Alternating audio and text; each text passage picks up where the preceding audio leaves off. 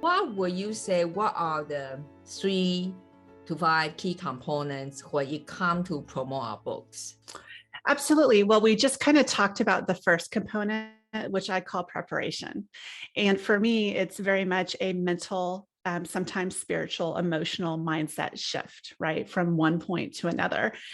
And I feel like it's very important that you start any project or campaign with that type of process, whatever that looks like for you.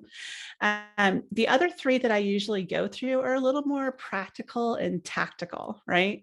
So the other part of marketing is the part that I think tends to lead to that overwhelm. Marketing is about data.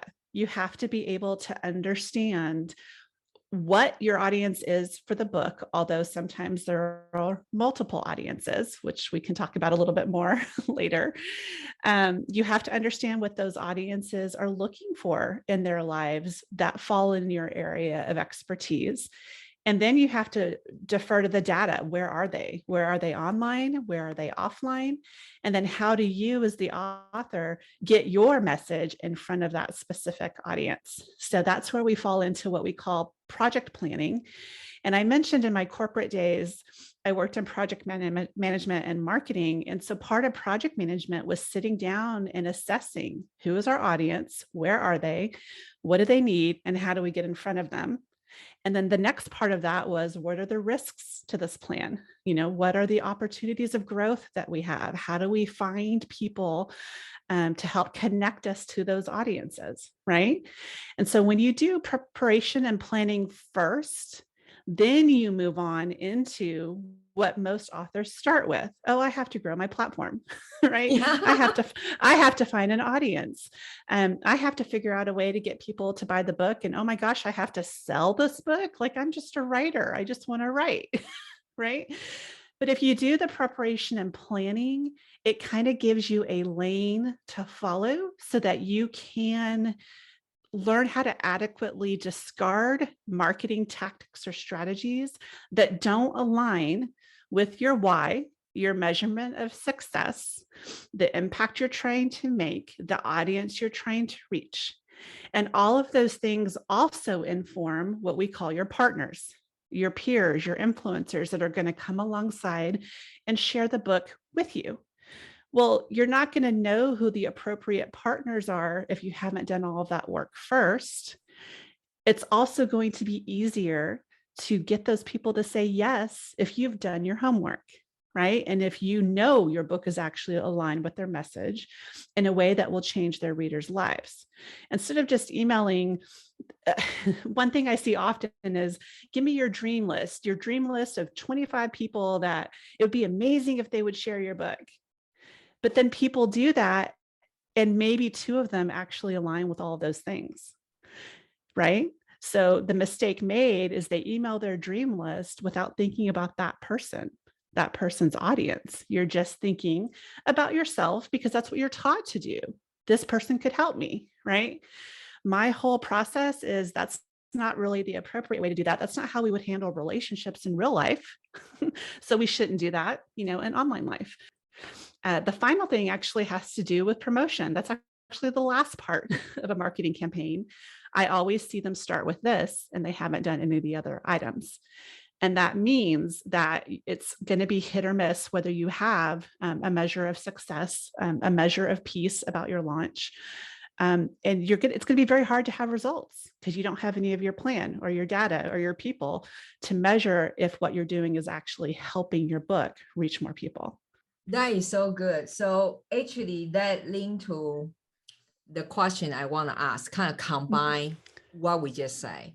Sure. So I'm sure now the listeners or later on people watching this in YouTube, they're going to think, okay, so now it sounds each part all very good. So if we're going to kind of put them in a process like timeline thing, right? So actually what should go first? It sounds like it's just like what you mentioned about the dream list, right? We heard so often. And myself that are often also sometimes out of blue, I got an email from somebody. I don't know that person. And then they just say, oh, Kelly, I'd like to come to your Coaching CEO podcast because I have a book to come out. And I was like, why should I let you come on my podcast and talk about your book. I even don't know you. And I also don't know what your book is about. So can you kind of, I know, of course, they are based on all different kinds of circumstances and factors, but let's say in the ideal scenario, right? Let's say I knew I need to write a book, especially a nonfiction book. Let's say I'm gonna write some book, a book about Christian entrepreneurship type of the book, right? So can you give us a kind of flow of what would be the ideal step combined with what we just say? Yeah, absolutely. The first thing I would say is if you're in a traditionally published situation, you would have already written a book proposal. A book proposal is basically what I like to call an audience and marketing brief in layman's terms. You're basically proving to the publisher that you know that data that we talked about, right? Your audience, the impact, where they are, how you're going to connect with them, the people that can support you, and a tentative plan for promotion, right? When I have authors come to me early enough, we also try to add in the marketing section what they're actually doing to grow that audience in data and numbers. Not I'm gonna do this or I'm planning on doing this, but this is what I've done. I've done this webinar, it had this type of results. I've done this lead magnet, it showed this percentage growth.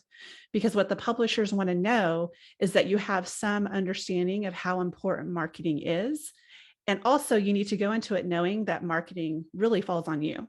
The publisher supports you in different ways, but it's your job to find an audience and sell to them.